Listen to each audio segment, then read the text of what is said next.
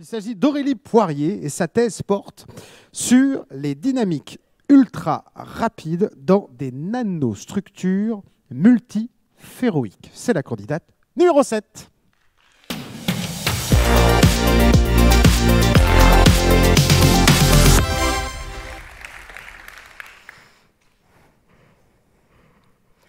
Il était une fois le minuscule royaume Férite de Bismuth, un royaume peuplé d'atomes qui menait une existence paisible.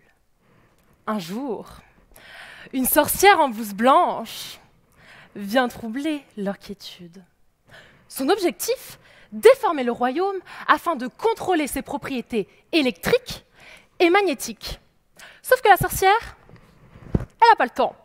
Elle veut utiliser ce qu'il y a de plus rapide, capable de faire 7 fois le tour de la Terre en 1 seconde. La lumière! Pour mener à bien son plan machiavélique, elle se dote d'une arme redoutable, la spectroscopie pompe-sonde. Elle déploie un premier faisceau laser bleu, la pompe, en direction des atomes. Le laser bleu les frappe violemment sur un laps de temps très court, ce qui a pour effet de créer des vagues. Un peu comme quand on jette une pierre dans l'eau. Les atomes font une hola pour absorber l'énergie du laser. Ça y est, la sorcière a réussi à transformer l'énergie de la lumière en une déformation. Mais le laser bleu n'aime pas trop travailler. Son contrat stipule que son temps de travail n'est que de 100 femtosecondes, soit 0,00000000001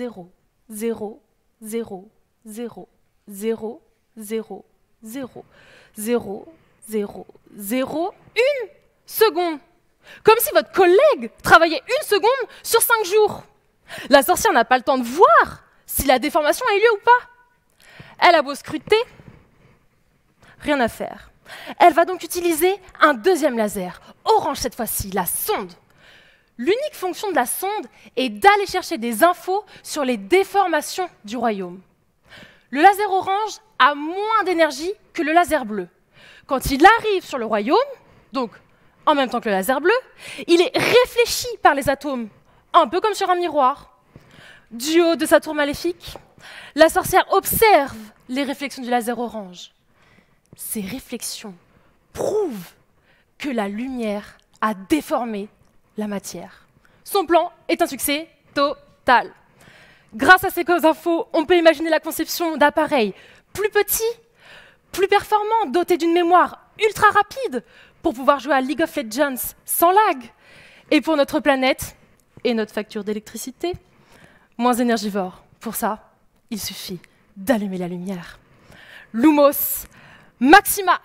Et voilà, c'est la fin de notre histoire à propos du Férite de Bismuth, un matériau unique.